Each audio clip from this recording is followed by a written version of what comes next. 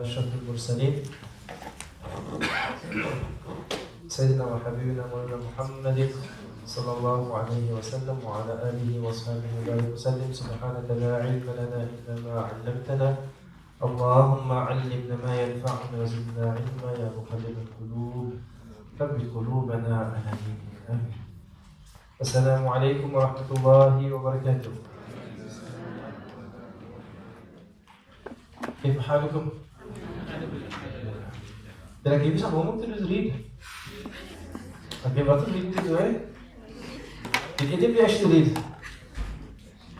You read here? Did I give you to read from the coherence of the Quran? Yes. Yes. Okay, so those of you who maybe weren't here physically or spiritually last week, there's a lot of readings that I'd like you to do, inshallah. But the main reading was from, in your folders on lesson files, is a book called Coherence of the Quran. So I want you to read from page number 10 until page number 24. Page number 10 until page number 24. So those of you who read, what did you read? Okay, so the word nazm. They say there's a Z there, but this is actually a ba. Nazm. So what is the word nazm? What does it mean?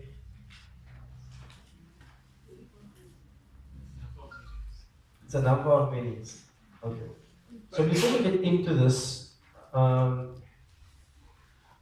didn't mention to open it today, but I will inshallah. So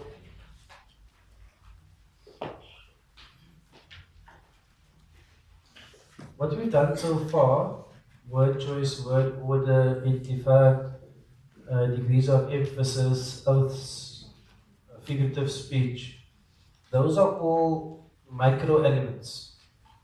Meaning what? You will read an ayah and you will see those things existing in an ayah or in a word. You see, Allah chose that word, Allah made that sequence, Allah chose to express this in a parable or in a metaphor.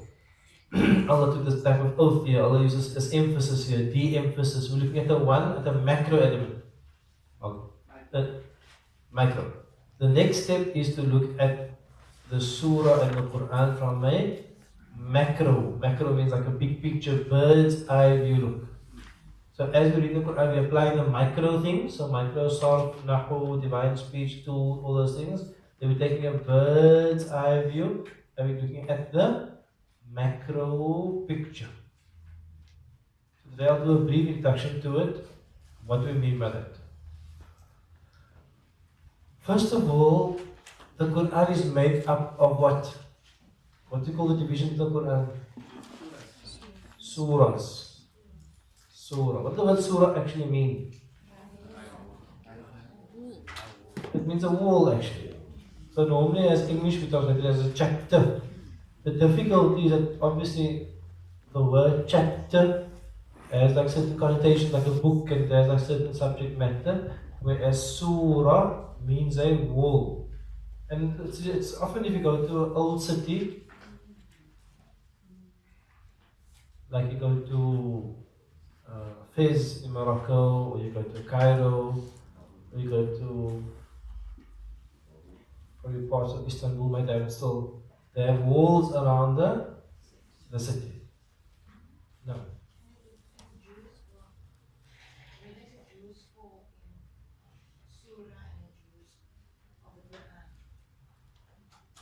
What's my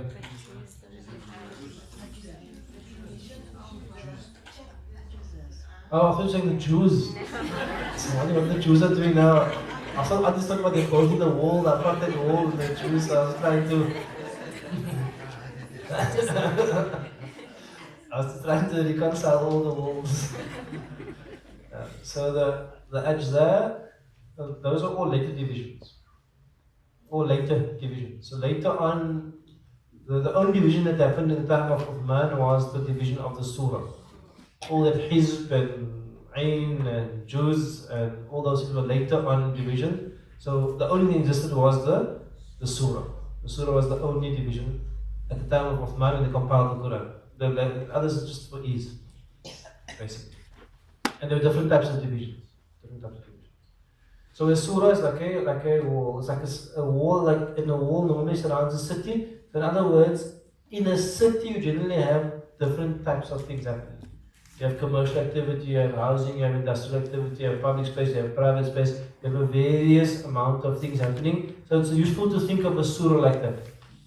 Like a surah is not just one thing, it's a number of things happening. Number of things happening. But each city also has their unique flavor.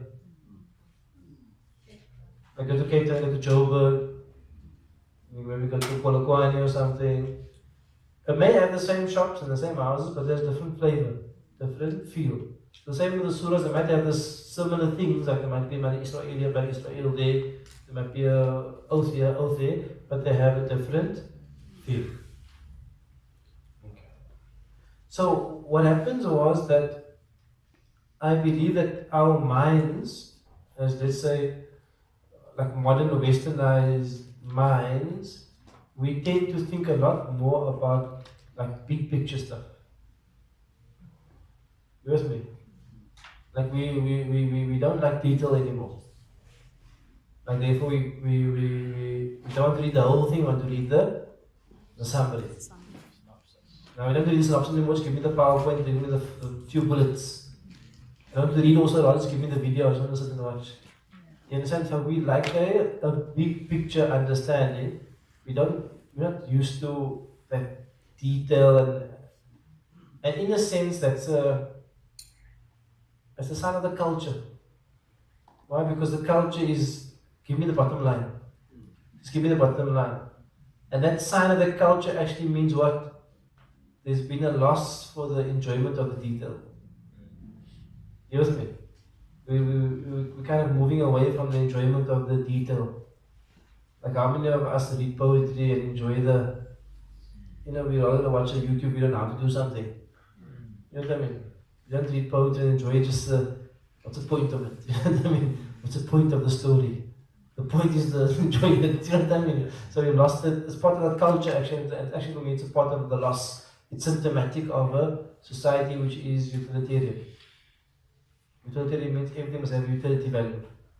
We measure something by how much utility value it has, which is very problematic. We forget aesthetics and beauty and art and culture, but that's all this long discussion. So for a Western mind, when they read the Quran, it's often frustrating. I'm not saying us as Muslims because we have a pious appreciation, but I'm saying for your average Westerner reading the Quran, it's frustrating because Allah's like speaking about different stuff all the time. And he's moving now from third person, second person. He's moving from you to them in like one ayah. Like it's like, what's going on? And now you're busy with like divorce, now you're busy with Bani Israel, next you're busy with jihad, next you're busy with loans, next you're busy with riba, next you're busy with Nabi Musa. Like for them it's like, we have a pious appreciation, so we appreciate the Quran. But for a normal Western mind, it's very like, what is this about? I don't get it. It's not well constructed, not well ordered. That's the Western mind. So for the classical Muslim study of the Quran, it has been studied largely in a manner which we call linear atomistic. Let's break those two words down. What does linear mean? In a straight line. From ayah 1 to 2 to 3 to 4 to 5. And atomistic means what? Atomistic means like atom by atom in terms of like piece by piece, not holistic. Word by word, ayah by ayah, not like a holistic framework. So generally if you open any classical tafsir from Tabari to Ibn Kathir to almost Razi, they all go from point A to point Z. And they go line by line, word by word, and they unpack it. So it's like a journey you go through, but as you're going through the journey, you don't often get it. Tafsir will take you out of the maze and to see the big picture. You're always just word for word, line by line, going through it, so it's linear. Because Muslims also believe that the Quran is the word of Allah. So in a sense, whatever words I'm reading, that's Allah's words. So I don't even need to see the big picture because that word alone, that one ayah alone is important to me. You with me? But now the Western mind almost like going to say, why is that there and why is that story there? So it's not a criticism, it's just like how we are built. So I do believe that the story about the macro picture of the Quran is a very relevant story to our generation because of the factors that I mentioned. Then the central discussion speaks about nazm. So if you read the chapter, hopefully you read the chapter. I'd like you to read the chapter, inshallah. Okay, let's go take a step back. One of the qualities of the Quran, when you define the Quran, is that one of the definitions of the Quran is that the Quran is mu'jiz. What is mu'jiz? Mu'jizah, i'jaz. Now, what does it mean when it says the Quran? Practically, what does miraculous mean? It cannot be uh, imitated. Not because people don't want to, because people are unable to. Now I ask you, what quality makes it mu'jiz? This is the word of Allah, but I'm saying, what quality about the text, or what quality about this pages makes it mu'jiz?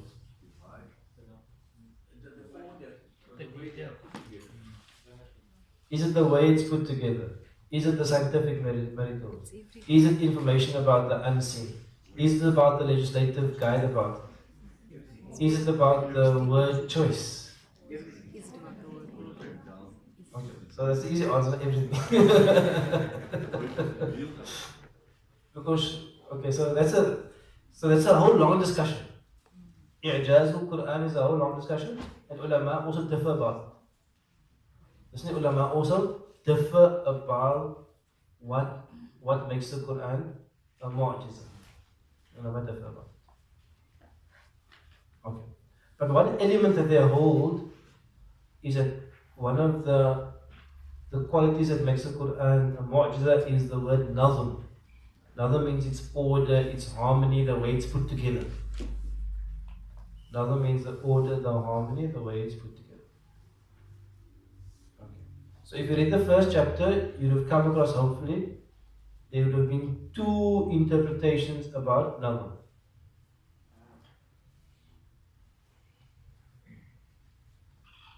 They did a brief study there on Khatabi, Baqilani, Jurjani and Zamakhshari for Mufassirun, and they took their four understandings of what nazm meant. So classically what nazm meant was just how the words are well constructed to produce the meanings. Classically. Like the word choice, the word order, the way it's expressed, that way Allah said it is the best possible way, that harmony of words is the best possible harmony to produce the meanings. That's a classical approach.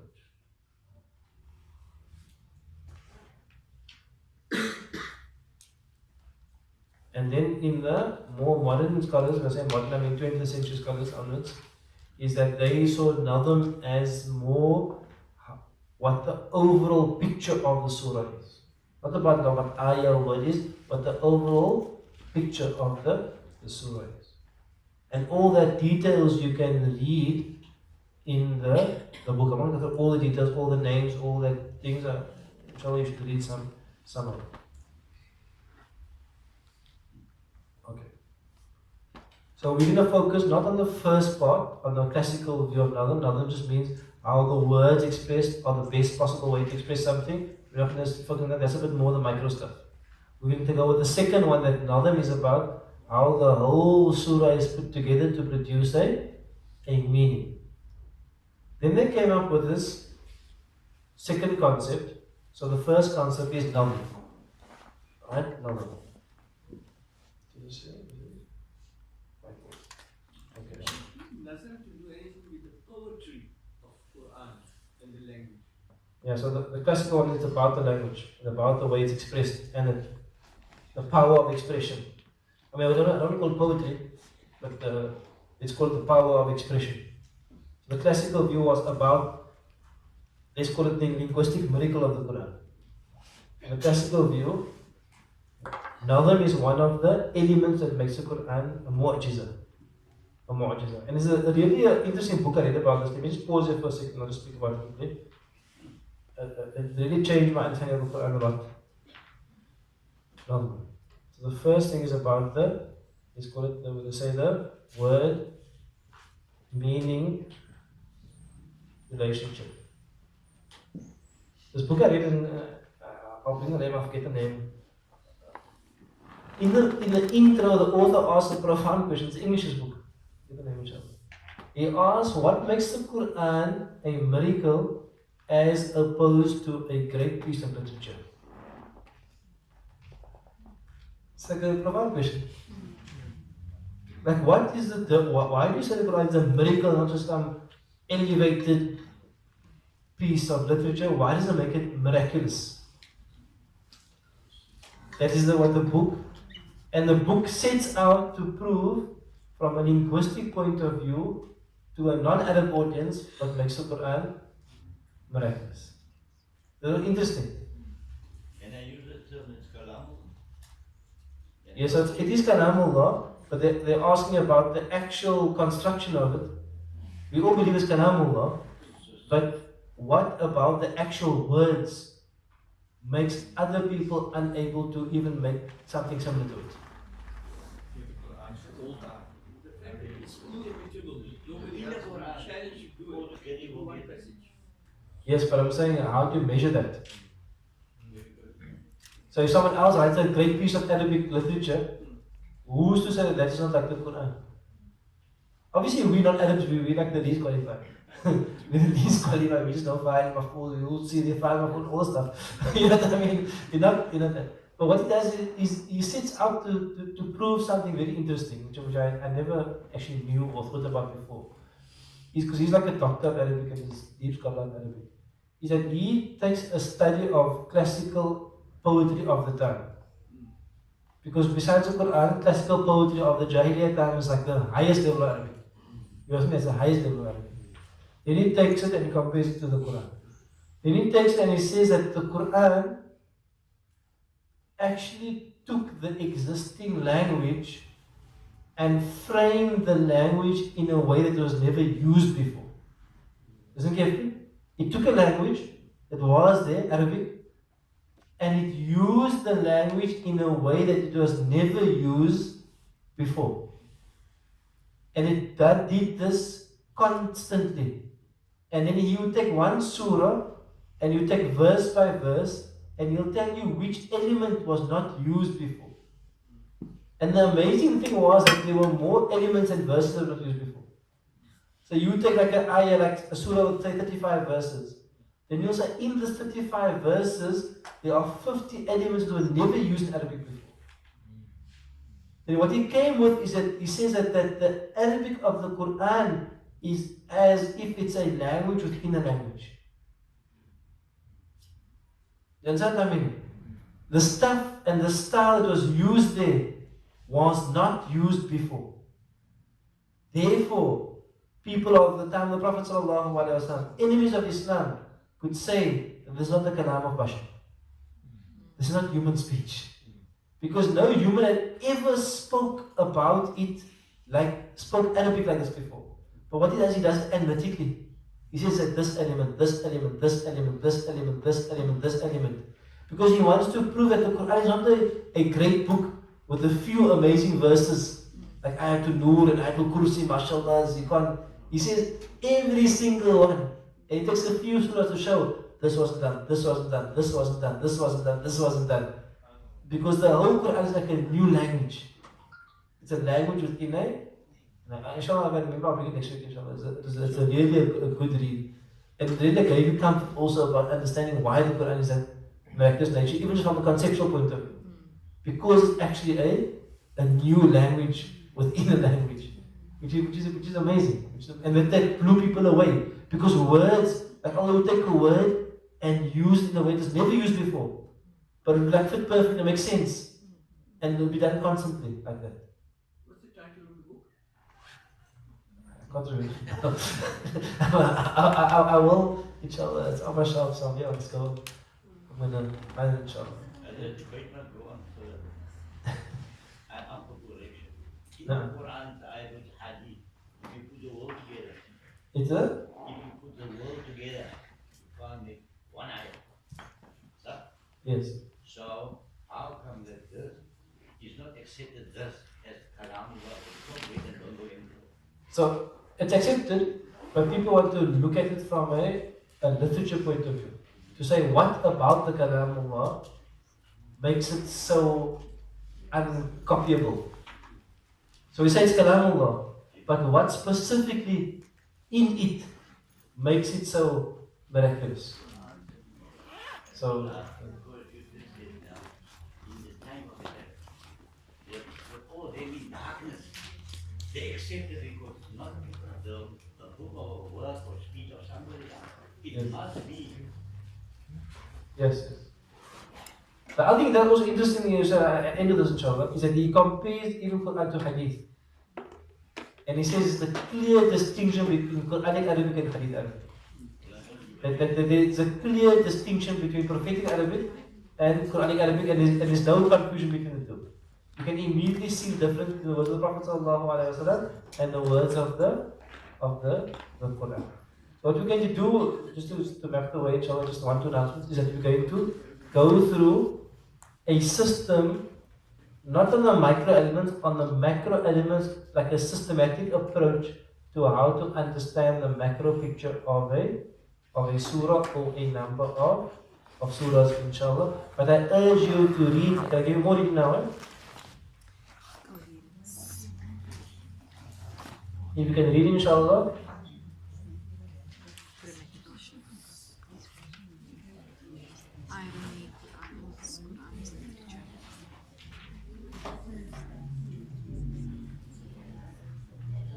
At least to page 36, inshallah. At least to page 36. Even further we can put 60 odd, but let's say till page 36, inshallah. So some announcements before we carry on into the class is that brothers, just remember that the camp 2 weeks time, registration is closing 2 weeks time, so please register and make payment before then, inshallah. Secondly, also just an important announcement is that Alhamdulillah, Guthrie, that the school is started now is open for applications for next year. You've got the email and so on. There's only like 10 spaces available, but we are looking obviously for more parents or Quran students and so on. That's our ideal student profile. We are also looking for a teacher for grade R, grade 1, but preferably a teacher who obviously has teaching experiences or Montessori or conventional, but also a teacher who has some Islamic studies background, inshallah ta'ala. I'm not going to advertise publicly because there's too much admin. I'm just advertising informally. If you know of anybody for grade R, grade 1, inshallah. Barakallah, we'll see you next week. Assalamu alaikum wa rahmatullahi wa barakatuh.